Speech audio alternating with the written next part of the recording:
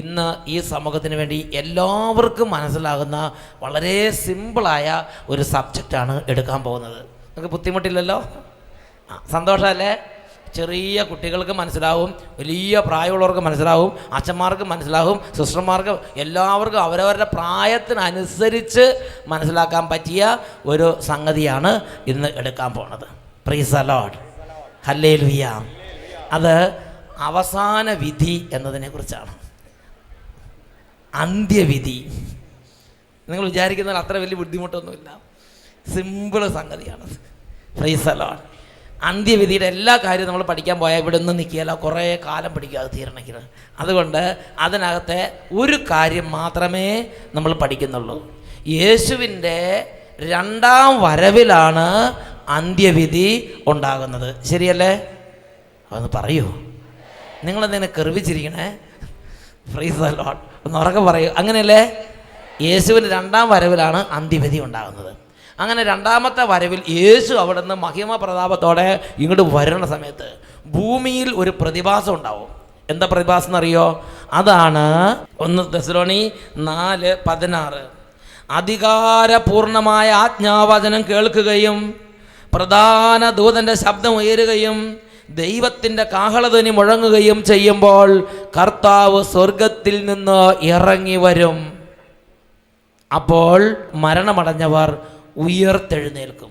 അപ്പോൾ യേശു പ്രധാന ദൂതൻ്റെ കാഹളധ്വനി മുഴങ്ങുമ്പോൾ, വലിയ ശബ്ദം ഉയരുമ്പോൾ, തൻ്റെ വിശുദ്ധരുടെ 10,000ങ്ങളോടെ അഗ്നിജ്വാലകളുടെ മധ്യേ മഹിമ പ്രതാപവാനായി വാനമേഘങ്ങളിൽ നമ്മുടെ കർത്താവ് ആഗതനാകും. നിങ്ങൾ വിശ്വസിക്കുന്നുവോ? ഒന്ന് ഉറക്കെ പറയൂ. നിങ്ങൾ വിശ്വസിക്കുന്നുവോ? നമ്മുടെ കർത്താവ് തൻ്റെ വിശുദ്ധരുടെ 10,000ങ്ങളോടെ അഗ്നിജ്വാലകളുടെ മധ്യേ ആഗതനാകും വാനമേഘങ്ങളിൽ. അങ്ങനെ യേശു വീണ്ടും വരും.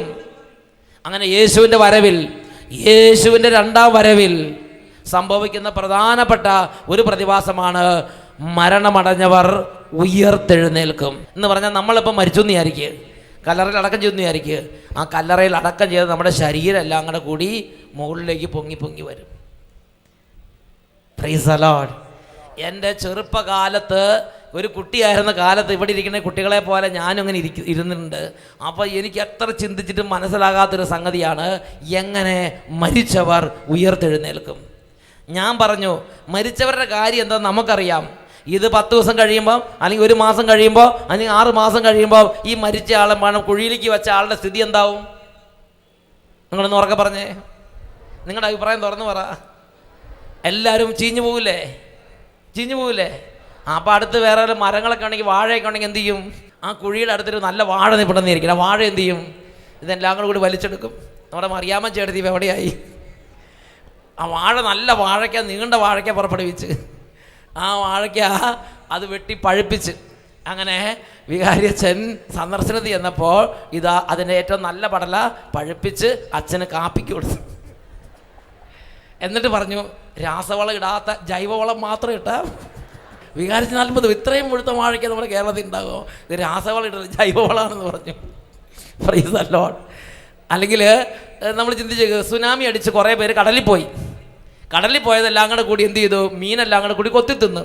നമ്മുടെ മുക്കുവന്മാർ അതിനെല്ലാം കൂടെ പിടിച്ചുകൊണ്ട് വന്ന് പെടക്കണ മീൻ ഫ്രഷ്, നമ്മളങ്ങനെ അതിനെ പൊരിച്ചടിച്ച്. അപ്പോൾ നമ്മുടെ ചാക്കോച്ചേട്ടനൊക്കെ എവിടെയായി? ഫ്രഷ് മീനായിട്ട് ഉള്ളിലായി. Praise the lord. പറ, ഈ മരിച്ചവർ അവിടെ കിടക്കുകയാണോ? അത് പുല്ലുണ്ടെങ്കിൽ പുല്ല് വലിച്ചെടുക്കും, മരം ഉണ്ടെങ്കിൽ മരം വലിച്ചെടുക്കും, അത് പിന്നെ ആനയോ പശുവൊക്കെ തിന്നും, അത് പിന്നെ വീണ്ടും മണ്ണോട്. അങ്ങനെ ഒരു 10,000 വർഷം കഴിയുമ്പോൾ ഈ സൈക്കിള് ഇങ്ങനെ പോയി ഇത് എവിടെയായിരിക്കും? ഇപ്പോൾ ഒരു 10,000 വർഷം മരിച്ച ഒരാളുടെ സ്ഥിതി ബന്ധം നിങ്ങൾക്ക് കൃത്യം പറയാം. ഇന്ന സ്ഥലത്ത് കിടപ്പുണ്ടെന്ന് പറയാൻ പറ്റുമോ? Price the Lord. അതെവിടെ പോയിട്ടുണ്ടാവും? നമുക്കറിയാൻ പറ്റില്ല. അത് ഞാൻ പറഞ്ഞു, ഇതൊക്കെ ചീഞ്ഞ് പോയി മണ്ണോട് മണ്ണായി തീരും. ഒരു പൊടി പോലും, ഒരു അഡ്രസ്സ് പോലും ഇല്ലാതെ പോകും. അഡ്രസ്സിൽ പോയി അഡ്രസ്സില്ല. പിന്നെ ഇതുവരെ ഒരു ഇലക്ട്രോണിക് ഉപകരണം കണ്ടുപിടിച്ചിട്ടില്ല ഈ പൊടികളെല്ലാം എവിടെ കിടക്കണമെന്ന് കണ്ടുപിടിക്കാൻ പറ്റിയ ഒരു സംഗതി കണ്ടുപിടിച്ചിട്ടില്ല. Price the Lord. അപ്പം ഞാൻ പറഞ്ഞു, പോയി കടലിലായിരിക്കും, ചിലപ്പോൾ ബഹിരാകാശത്ത് പോയി. ആ നവീൻ ചൗളയൊക്കെ എന്തായി? അത് ബഹിരാകാശത്ത് പൊടിയായി പോയി. ഭൂമിക്ക് പോലും എത്തിയിട്ടുണ്ടോ നമുക്ക് കൃത്യം അറിയാൻ പറ്റില്ല. പൊടിഞ്ഞു പോയി. അത് കുറേ പേര് കടലിൽ പോയി, കുറേ പേര് ബഹിരാകാശത്ത് പോയി, കുറേ പേര് ഒക്കെ മണ്ണിൻ്റെ അടിയിൽ കിടപ്പുണ്ട്.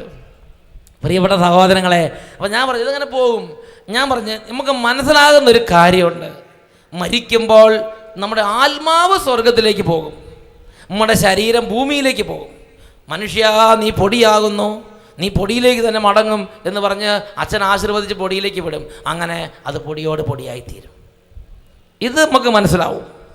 നമ്മൾ മരിച്ചാൽ നമ്മുടെ ആത്മാവ് ജീവിക്കും, ശരീരം ജീർണിച്ചു പോകും. ഇതാണ് എൻ്റെ ബോധ്യം. നിങ്ങളുടെ ബോധ്യം എന്താണെന്ന് തുറന്ന് പറ. അത് തന്നെയല്ലേ, നമ്മളൊക്കെ ഒരേ പാർട്ടിപ്പെട്ടതാണ്. Price the Lord. പക്ഷെ നമ്മുടെ സഭ അങ്ങനെയല്ല പഠിപ്പിക്കുന്നത്. നമുക്ക് ദൈവത്തിൻ്റെ ആത്മാവ് നിറഞ്ഞ വലിയ വലിയ പ്രവാചകന്മാർ, നല്ല ജ്ഞാനികൾ നമുക്ക് തരുന്ന പ്രബോധനം അങ്ങനെയല്ല. ഈ വിശ്വാസ വർഷത്തിൽ നമ്മളത് മനസ്സിലാക്കണം. ഇത് കത്തോലിക്ക സഭയുടെ മതം. ഇതിനകത്ത് ഓരോ പ്രബോധനം ഓരോ ഗണ്ണികയായിട്ടാണ് കൊടുത്തിരിക്കുന്നത്. ആ ഗണ്ണിക്ക് നമ്പറുണ്ട്, അതാണ് അച്ഛൻ നമ്പർ പറയണത്. ഈ പ്രബോധനം കൊടുത്തിരിക്കുന്നത് 997 ഗണ്ണികയിലാണ്. ഇതാണ് പ്രബോധനം. മരണത്തിൽ ശരീരത്തിൽ നിന്നുള്ള ആത്മാവിൻ്റെ വേർപാടിൽ മനുഷ്യ ശരീരം ജീർണിക്കുന്നു. ഞാൻ പറഞ്ഞു, അതെനിക്ക് മനസ്സിലായി. അങ്ങനെ തന്നെയാണ് സംഭവിക്കുന്നത്. മരണത്തിൽ ശരീരത്തിൽ നിന്നുള്ള ആത്മാവിൻ്റെ വേർപാടിൽ ശരീരം ജീർണിക്കുന്നു. ആത്മാവ് ദൈവത്തെ കണ്ടുമുട്ടാനായി യാത്രയാവുന്നു. ആത്മാവ് സ്വർഗത്തിലേക്ക് ദൈവത്തെ കണ്ടുമുട്ടാൻ വേണ്ടി പോയി. അതും ഞാൻ സത്യമായി അങ്ങനെ തന്നെ ഞാൻ വിശ്വസിക്കുന്നു. അതേസമയം മഹത്വീകൃത ശരീരവുമായുള്ള പുനരൈക്യത്തിനായി ഈ ആത്മാവ് സ്വർഗത്തിൽ പോയി കാത്തിരിക്കുന്നു. സഭ പഠിപ്പിക്കുകയാണ്, മരണത്തിൽ ആത്മാവിൽ നിന്നുള്ള വേർപാടിൽ ശരീരത്തെ കുഴിയിലേക്ക് വെക്കുന്നു, കുഴിയിൽ വെക്കുന്ന ശരീരം ജീർണിച്ചു പോകുന്നു. ആത്മാവ് ദൈവത്തെ കണ്ടുമുട്ടാനായി യാത്രയാവുന്നു. അങ്ങനെ സ്വർഗത്തിൽ കയറുന്ന ആത്മാവ് സ്വർഗത്തിൽ പോയിട്ട് അങ്ങനെ സ്വസ്ഥമായിട്ട് ഇരിക്കുകയല്ല. ഈ സ്വർഗത്തിൽ കയറിയ ആത്മാവ് ഈ കുഴിയിലേക്ക് വെച്ച ഈ ശരീരവുമായി ഇന്നല്ലെങ്കിൽ നാളെ ഞങ്ങൾക്ക് രണ്ടുപേർക്കും കൂടി ഒന്നും കൂടെ ഒരുമിച്ച് ജീവിക്കാൻ പറ്റും എന്ന് പറഞ്ഞ് കാത്തിരിക്കുകയാണ്. നമ്മുടെ ജീവിതം എന്ന് പറഞ്ഞത് ആത്മാവും ശരീരവും ചേർന്നുള്ളൊരു ജീവിതമാണ്. ഇടയ്ക്ക് വേറെ പിരിയും, പിന്നെ ഒന്നിച്ചു കൂടും. ഈ ആലുവ പുഴ അവിടെ വെച്ച് പിരിഞ്ഞിട്ട് പിന്നെ ഒന്നിച്ചു കൂടണം. അതിൽ പ്രൈസ് ദി ലോർഡ്. ഉറക്കെ പറ ഹല്ലേലൂയ. പ്രിയപ്പെട്ട സഹോദരങ്ങളെ, രണ്ടുപേരും ഇടയ്ക്ക് ഒന്നിച്ച് നടന്നു, പിന്നെ വേറെ പിരിഞ്ഞു, വീണ്ടും ഒന്നിച്ചു കൂടും. അതായത് നിങ്ങൾക്ക് മനസ്സിലാകാൻ വേണ്ടി ഉദാഹരണം പറയാം. നല്ലൊരു നേഴ്സ് അമേരിക്കയിലുണ്ടെന്നിരിക്കട്ടെ. ആ നേഴ്സ് അങ്കമാലി വന്ന് ഒരു കല്യാണം കഴിച്ച്, ഇവിടുത്തെ ഒരു ചെറുപ്പക്കാരനെ കല്യാണം കഴിച്ച്. ചെറുപ്പക്കാരനാണെങ്കിൽ ഒരു നേഴ്സ് വന്നാലേ കിട്ടുള്ളൂ എന്ന് പറഞ്ഞാൽ ഇരിക്കുകയായിരുന്നു. അപ്പോൾ ആ നേഴ്സ് വന്നു കല്യാണം കഴിച്ചിട്ട് നേഴ്സിന് സമയമായപ്പോൾ നേഴ്സ് തിരിച്ചു പോയിട്ട് അപ്പോൾ ചെറുപ്പക്കാരൻ ഇവിടെയും നേഴ്സ് എവിടെയായി? അമേരിക്കയിലുമായി. അവിടെ ചെന്ന് ഈ നേഴ്സ് ഇങ്ങനെ സ്വപ്നം കണ്ടിരിക്കുക, ഇന്നല്ലെങ്കിൽ നാളെ എൻ്റെ ചേട്ടനുമായി ഞങ്ങൾക്ക് രണ്ടുപേർക്കും കൂടി ഒരുമിച്ച് ഈ അമേരിക്ക ജീവിക്കണമെന്ന് ഒരേ ആഗ്രഹത്തോടെ നേഴ്സ് അവിടെ ഇരിക്കുക. എന്നിട്ട് അവിടെ ഇരുന്ന് വിസയൊക്കെ ശരിയാക്കി ഇങ്ങോട്ട് അയച്ചു കൊടുത്ത് അങ്ങനെ ഭർത്താവിനെയും കൂടെ കൂടി അങ്ങോട്ട് കൊണ്ടുപോയി. പിന്നെ രണ്ടുപേരും കൂടെ ഒരുമിച്ച് അവിടെ ജോലി ചെയ്യാൻ തുടങ്ങി. Price the Lord. ഇതേമാതിരിയാണ് നമ്മുടെ ആത്മാവ്. മരിക്കുമ്പോൾ നമ്മുടെ ആത്മാവ് ആദ്യം സ്വർഗത്തിലേക്ക് പോകും.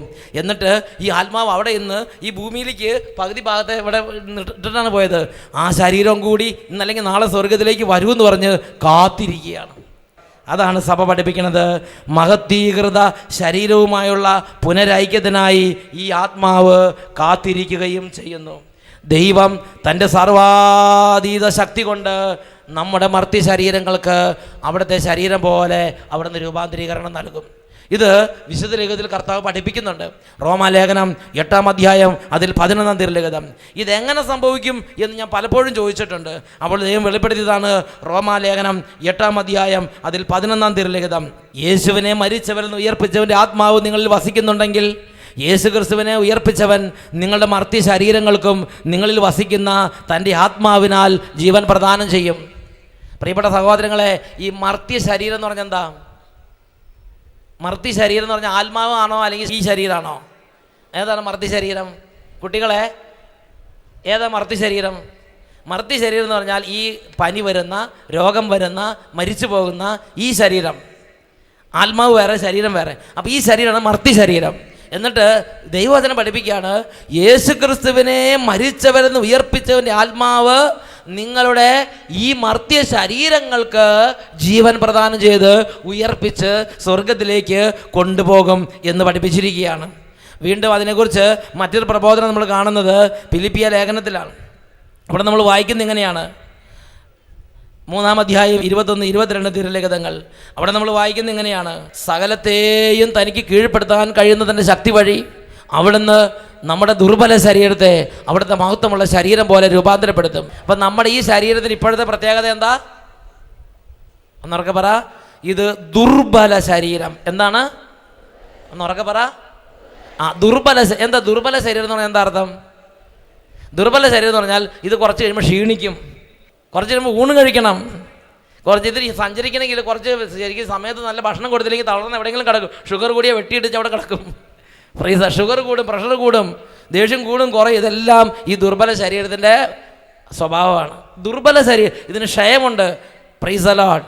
എന്നാൽ ദൈവത്തിൻ്റെ വചനം പഠിപ്പിക്കുകയാണ്, സകലത്തെയും കീഴ്പ്പെടുത്താൻ കഴിയുന്ന തൻ്റെ ശക്തി വഴി അവൻ നമ്മുടെ ഈ ദുർബല ശരീരത്തെ, ഈ ക്ഷയമുള്ള ശരീരത്തെ തൻ്റെ മഹത്വമുള്ള ശരീരം പോലെ രൂപാന്തരപ്പെടുത്തും. എന്ന് പറഞ്ഞാൽ യേശുവിൻ്റെ ഉയർപ്പിക്കപ്പെട്ട യേശുവിൻ്റെ ശരീരം പോലെയുള്ള ഒരു ശരീരമാക്കി നമ്മുടെ ഈ ക്ഷീണമുള്ള ശരീരത്തെ മാറ്റും എന്നാണ് ദൈവത്തിൻ്റെ വചനം പഠിപ്പിക്കുന്നത്. ഇതാരെങ്കിലും ഗൗരവത്തിൽ എടുക്കണുണ്ടോ? ഹല്ലേലൂയ. ഇതേതെങ്കിലും കുട്ടികളെ പഠിപ്പിക്കണുണ്ടോ?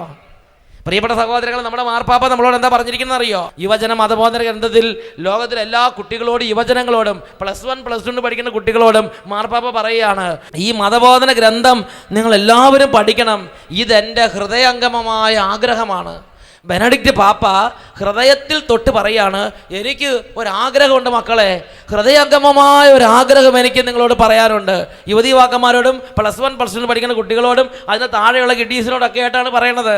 എൻ്റെ ഹൃദയംഗമമായ ആഗ്രഹം ഇതാണ്, നിങ്ങൾ ഈ മതബോധന ഗ്രന്ഥം പഠിക്കണം. ഇത് നിങ്ങൾ പഠിക്കണം. എന്നിട്ട് പറയാണ്, ഈ മതബോധന ഗ്രന്ഥം നിങ്ങളെ സന്തോഷിപ്പിക്കാൻ വേണ്ടി എഴുതിയിട്ടുള്ളതല്ല ഇത്. എന്തെന്നാൽ ഇത് നിങ്ങൾക്ക് വരാനിരിക്കുന്ന ജീവിതത്തെക്കുറിച്ചുള്ള ബോധ്യങ്ങൾ നൽകുന്നു. നിങ്ങൾ സകലതും കൊടുക്കേണ്ടിയിരിക്കുന്ന മഹത്തായ നിധി മറഞ്ഞിരിക്കുന്ന വയൽ ഇത് നിങ്ങൾക്ക് കാണിച്ചു തരും. നിധി മറഞ്ഞിരിക്കുന്ന വയൽ വാങ്ങാൻ മാർപ്പാപ്പ നമ്മളെ നിർബന്ധിക്കുകയാണ്. നിങ്ങൾ സകലതും വിറ്റ് നിധി മറഞ്ഞിരിക്കുന്ന വയൽ വാങ്ങണമെങ്കിൽ അത് എങ്ങനെ, എവിടെ എന്ന് ഈ ഗ്രന്ഥം നിങ്ങൾക്ക് കാണിച്ചു തരും. അതുകൊണ്ട് ഞാൻ നിങ്ങളോട് അപേക്ഷിക്കുകയാണ്, ഈ മതബോധന ഗ്രന്ഥം ആവേശത്തോടും സ്ഥിരോത്സാഹത്തോടും കൂടെ നിങ്ങൾ പഠിക്കണം. നിങ്ങൾ ഒരുമിച്ച് കൂടുമ്പോഴും, നിങ്ങൾ ഫേസ്ബുക്ക് ഓപ്പൺ ചെയ്യുമ്പോഴും, നെറ്റിൽ കയറുമ്പോഴും ഈ മതബോധന ഗ്രന്ഥത്തെക്കുറിച്ച് മറ്റുള്ളവരോട് പങ്കുവെക്കണം. എന്നിട്ട് വീണ്ടും മാർപ്പാപ്പ പഠിപ്പിക്കുകയാണ്, നിങ്ങളുടെ സമയം ഇതിനായി ബലിയർപ്പിക്കുക. നിങ്ങളുടെ സമയം ഇതിനായി ബലിയർപ്പിക്കുക. ഇത് പഠിക്കാനും, ഇത് പ്രചരിപ്പിക്കാനും, ഇത് പഠിപ്പിക്കാനും നമ്മുടെ സമയം ബലിയർപ്പിക്കണം. നമുക്ക് 10 മിനിറ്റ് കിട്ടിയാൽ ഇതിനെക്കുറിച്ച് തമ്മിൽ പഠിപ്പിക്കണം. യുവജനങ്ങളോടും കുട്ടികളോട് പറയണത്. മുതിർന്നവർ നേരത്തെ ചെയ്യുന്നതുകൊണ്ട് അവരോട് പറയണില്ല, നിങ്ങൾ ചെയ്യുന്നു എന്ന് മാർപ്പാ പ്രീസപ്പോസ് ചെയ്യാണ്. ചെയ്യുന്നുണ്ടല്ലോ ആർക്കറിയാം? Price the Lord. യുവജനങ്ങളോട് കുട്ടികളോട് പറയുകയാണ്, നിങ്ങൾ ഫ്രഷ് തലമുറ ആയതുകൊണ്ട് നിങ്ങളുടെ സമയം ഇതിനുവേണ്ടി ബലിയർപ്പിക്കണം. എന്നിട്ട് നിങ്ങൾ എന്ത് ചെയ്യണം?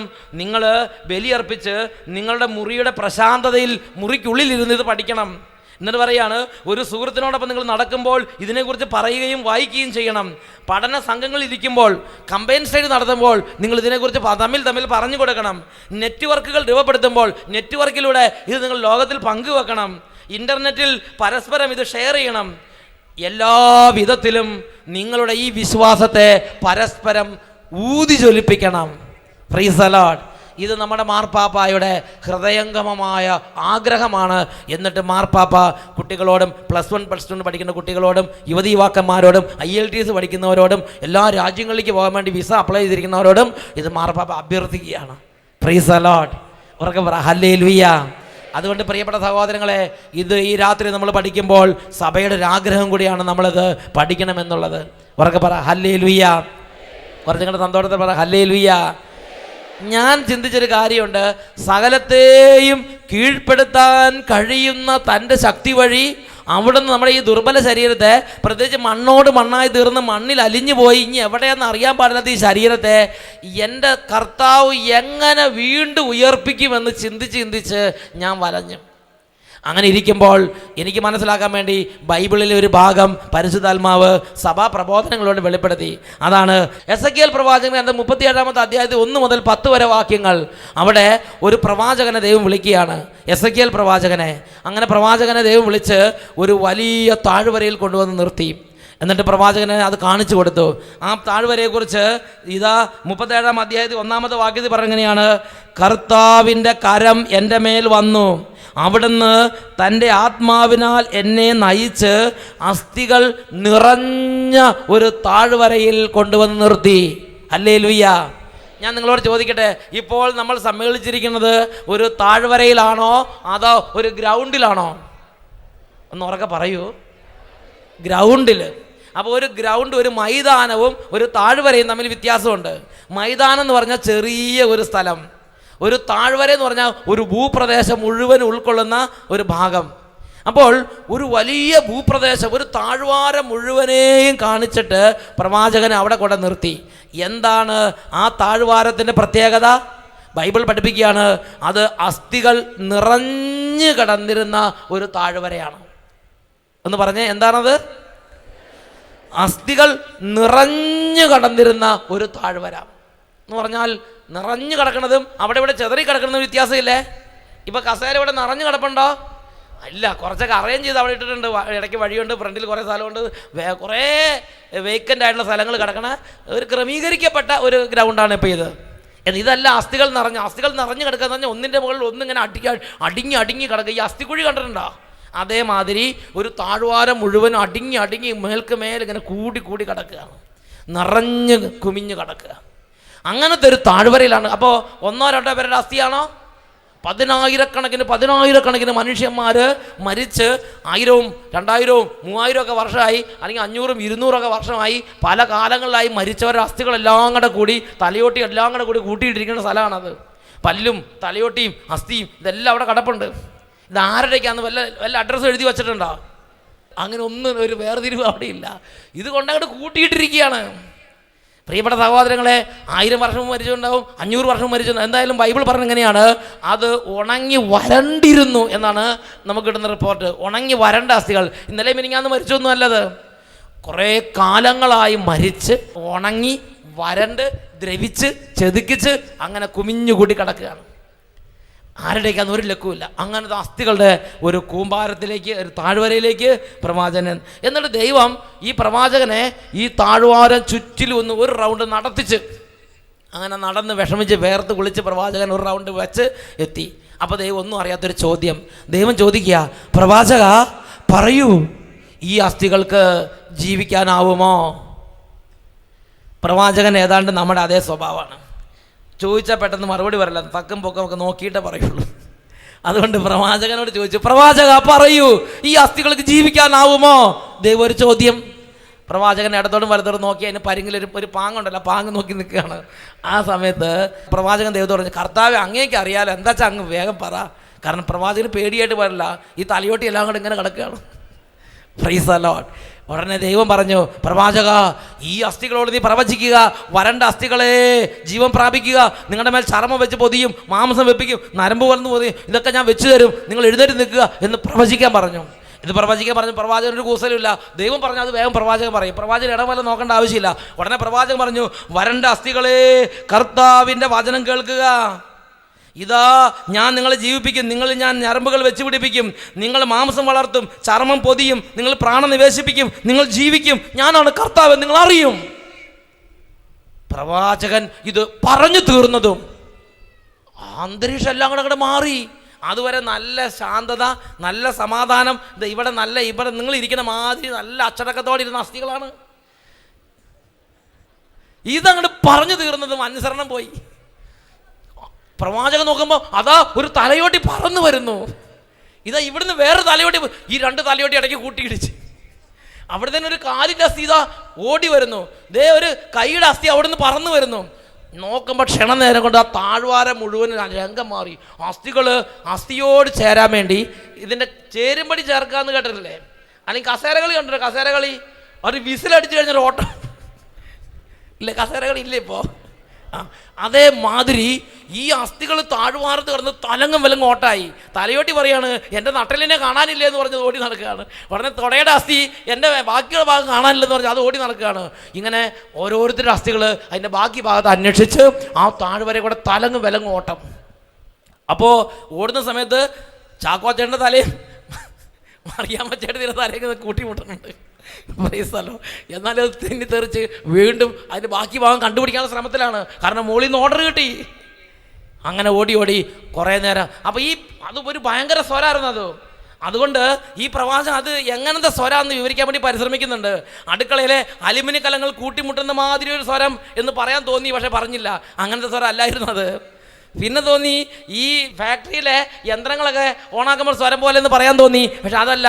അതുകൊണ്ട് അതും പറഞ്ഞില്ല. ഇത് ഏത് തരത്തിലുള്ള സ്വരമാണെന്ന് വിവരിക്കാൻ പ്രവാചകർ പറ്റാതെ വിഷമിക്കുമ്പോൾ അവസാന പ്രവാചകർ രണ്ടും കൽപ്പിച്ച് ഒരു വ്യാഖ്യാനങ്ങൾ കൊടുത്തു. ഒരു കിരുകിരാ സ്വരം ഞാൻ കേട്ടു എന്ന് പറഞ്ഞു. കാരണം അത് വ്യാഖ്യാനിക്കാൻ പറ്റാത്ത, അത് വിവരിക്കാൻ പറ്റാത്തൊരു, ഈ അസ്ഥിയോട് ഇടിച്ചിട്ടാണ് സ്വരം. അതെന്താന്ന് ശരിക്കും എടുത്ത് പറയാം. അതുകൊണ്ട് പ്രവാചകൻ പറഞ്ഞു, ഞാൻ ഇന്ന് വരെ കേട്ടിട്ടുള്ളൊരു സ്വരമല്ല, ഒരു കിരുകിരാ സ്വരം ഞാൻ കേട്ടേ എന്ന് വിളിച്ച് പറഞ്ഞു. Price the Lord. പ്രിയപ്പെട്ട സഹോദരങ്ങളെ, ഈ കിരുകിരാ സ്വരം എല്ലാം കൂടെ ഉണ്ടാക്കി കുറച്ച് കഴിഞ്ഞപ്പോഴത്തേന് നോക്കുമ്പം പ്രവാചകൻ നോക്കുമ്പം ദേ ഓരോരുത്തരും തലയോട്ടി ബാക്കി നട്ടലിനോട് ചേർന്നു. ദേ കൈകളെല്ലാം പറന്നു വന്നിരുന്നു. ദേ കാലുകളെല്ലാം ഓടി വന്ന് നിന്നു. ദേ അസ്ഥികൂടങ്ങളെല്ലാം കൂടെ, സ്കെൽട്ടൻ എല്ലാം കൂടെ എഴുന്നേറ്റ് നിന്നു. 32 പല്ലും വന്ന് നിന്നു. അപായം, അപായം. Praise the lord. ഇതുങ്ങളെല്ലാം 1 2 ആണെങ്കിൽ സാരമില്ല, 10,000 എണ്ണങ്ങൾ ഇങ്ങനെ നിൽക്കുകയാണ്. നിങ്ങൾ ചിന്തിച്ച് നോക്കിയേ, ഈ ഇത്രയും ആളുകൾ അസ്ഥികൂടങ്ങൾ തന്നെ എഴുന്നേറ്റ് അങ്ങോട്ട് കൂടി ചിരിച്ചോണ്ട് നന്നായിരിക്കും. ഇതെല്ലാം കണ്ട് ജീവനോട് ഒരാൾ മാത്രം, അയാളുടെ ചങ്കിടിപ്പ് എന്തായിരിക്കും? Price the Lord. എസെക്കിയേൽ ഇതെല്ലാം കണ്ടോണ്ട് നിൽക്കുകയാണ്. ഇതെല്ലാം മാറിക്കൊണ്ടിരിക്കുകയാണ്. ദേ അസ്ഥികൂടങ്ങളെല്ലാം നിന്നു. ദേ പെട്ടെന്ന് എസെക്കിയേൽ നോക്കുമ്പോൾ അതാ പച്ചമാംസം. ഇതെല്ലാം ഈ അസ്ഥികളുടെ മുകളിൽ കൂടെ ഒക്കെ ദേ മാംസങ്ങളെല്ലാം കൂടെ കൂടി വന്നങ്ങോട്ടെന്നറിയാം. ആര് എവിടുന്നത് വെച്ച്? ഇത് ഒരെണ്ണമല്ല, 10,000 പ്രേതങ്ങൾ എഴുന്നേറ്റ് ഇങ്ങനെ നിൽക്കുകയാണ്. എസെക്കിയേൽ മാത്രം ജീവനോടെ. ഇതൊന്നും ബാക്കിയൊന്നും മിണ്ടണില്ല, എല്ലാം എഴുന്നേറ്റ് ഇങ്ങനെ നിൽക്കുകയാണ്. അന്ന് ശവപ്പെട്ടി വെച്ച എല്ലാം കൂടെ കൂടി എഴുന്നേറ്റ് ഫുൾ പ്രേതമായിട്ട് നിൽക്കുകയാണ്. Price the Lord. 1 2 അല്ല, എണ്ണിയാ തീരാത്ത അത്ര പ്രേതങ്ങൾ ഇങ്ങനെ നിൽക്കുകയാണ്, മിണ്ടണില്ല. ഉടനെ ദൈവത്തിനൊരു സംശയം, പ്രവാചക ഇതിന് ജീവിക്കാനാവുമോ? ഒരു ചോദ്യം. പ്രവാചകൻ പറഞ്ഞു, കർത്താവേ എന്താ വെച്ചാൽ വേഗം പേടിച്ചിട്ട് പാടില്ല. ഉടനെ കർത്താവ് പറഞ്ഞു, ജീവശ്വാസത്തോട് പ്രവചിക്കുക. ജീവശ്വാസമേ, 4 വായുക്കളിൽ നിന്ന് വന്ന് ഈ നിഹതന്മാരുടെ മേൽ വീശുക. പ്രവാചകൻ പറഞ്ഞു തീർന്നതും എവിടുന്നാന്ന് അറിയാൻ പാടില്ല, ജീവശക്തി എല്ലാം കൂടി ഇതുങ്ങളുടെ മേൽ ഊതി. ഇതുങ്ങൾ പെട്ടെന്ന് ഈ പ്രേതം കണ്ണു തുറന്നു. പ്രിയപ്പെട്ട സഹോദരങ്ങളെ, അതൊന്നും ഇവിടെ എഴുതിയില്ല, ഇത്ര ഇവിടെ കൊണ്ട് നിർത്തിയിരിക്കുകയാണ്. 10ാമത്തെ വാക്യത്തിൽ വെച്ച് നിർത്തി. എന്നിട്ട് ഇവിടെ സഹോദരൻ, ഇത്രയും കാര്യങ്ങൾ ദൈവം എൻ്റെ ശ്രദ്ധയെ കൊണ്ടുവന്നിട്ട് ദൈവം എന്നോടൊരു ചോദ്യം, വട്ടായിലച്ച, ഒരു പ്രവാചകൻ പറഞ്ഞപ്പോൾ 10,000 വർഷങ്ങളായി മരിച്ചു കിടന്ന എല്ലാം കൂടെ കൂടി എഴുന്നേറ്റ് നിന്ന് പ്രേതം ജീവൻ പ്രാപിച്ച് ഒരു മഹാസൈന്യം പോലെ അനങ്ങാനും ചലിക്കാനും മിണ്ടാനും തുടങ്ങി. അങ്ങനെയെങ്കിൽ സാക്ഷാൽ ദൈവം പറഞ്ഞാൽ ഇത് സംഭവിക്കാതിരിക്കുമോ? നിങ്ങളുടെ അഭിപ്രായം തുറന്ന് പറ. സംഭവിക്കാതിരിക്കുമോ? അപ്പോഴാണ് ദൈവത്തിൻ്റെ വചനം വെളിപ്പെടുത്തുന്നത്. ദൈവമല്ല, യേശു തന്നെ ഇത് പറയുമെന്ന് യേശു തന്നെ പഠിപ്പിച്ചിട്ടുണ്ട്. അതാണ് വിശുദ്ധ യോഹന്നാന്റെ സുവിശേഷം 5-ാം അധ്യായം 28 29 തിരുലിഖിതങ്ങൾ. ഇതിൽ നിങ്ങൾ വിസ്മയിക്കേണ്ട, എന്തെന്നാൽ കല്ലറകളിലുള്ളവരെല്ലാം അവൻ്റെ സ്വരം കേൾക്കുന്ന സമയം ഇതാ വരുന്നു. അപ്പോൾ നന്മ ചെയ്തവർ ജീവന്റെ ഉയർപ്പിനായും തിന്മ ചെയ്തവർ ശിക്ഷാവിധിയുടെ ഉയർപ്പിനായും പുറത്തു വരും. Price the Lord.